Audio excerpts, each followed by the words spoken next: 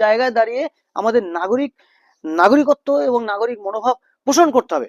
তদ্রূপ একটা আবাস অর্থাৎ বাড়ি, একটা বাড়ি কিন্তু এই সেটা কিন্তু অনেক উচ্চ স্তরে। একটা বাড়ি মানে তার সারা জীবনের একটা নিরাপত্তা এবং সুন্দর একটা আশ্রয় তৈরি হলো।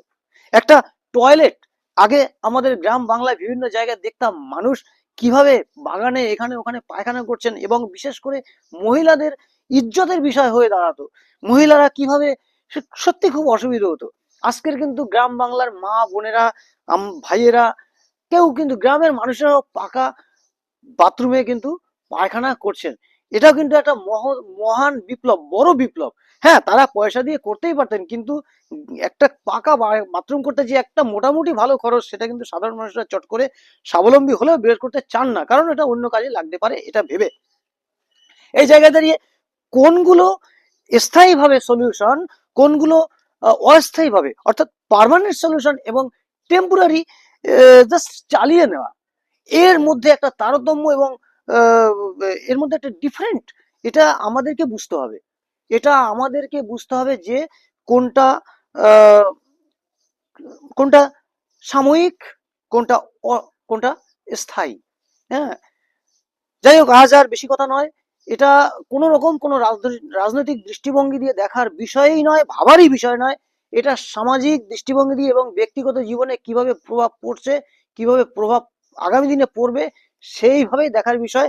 তাই আমি সকল নাগরিকদেরকে বলছি, সকল নাগরিকদেরকে বলছি, বিশেষ করে ছোট ছোট ছেলে মেয়ে যারা তোমরা পড়াশোনা করছো, ভাই বোনেরা, আমার ছেলের বয়সী এইসব ছেলেপুলে যারা আগামী দিনে আমাদের দেশের সমাজের দায়িত্ব নেবে, তাদের প্রতি বলছি, তোমরা সচেতন দৃষ্টিভঙ্গি দিয়ে দূরদর্শিতার দিকে দূরে তাকাও, তোমার লক্ষ্যটা কোথায় আছে, তুমি সেই জায়গায় পৌঁছতে পারবে কিনা।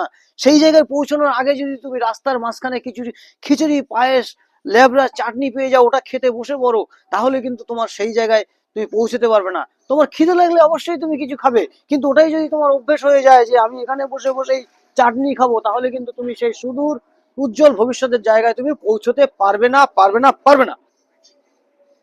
তাই বিবেকানন্দের কথায় ফিরে আসি, লক্ষ্যে না পৌঁছানো পর্যন্ত থেমো না, ওঠো, জাগো, লক্ষ্যে না পৌঁছানো পর্যন্ত থেমো না।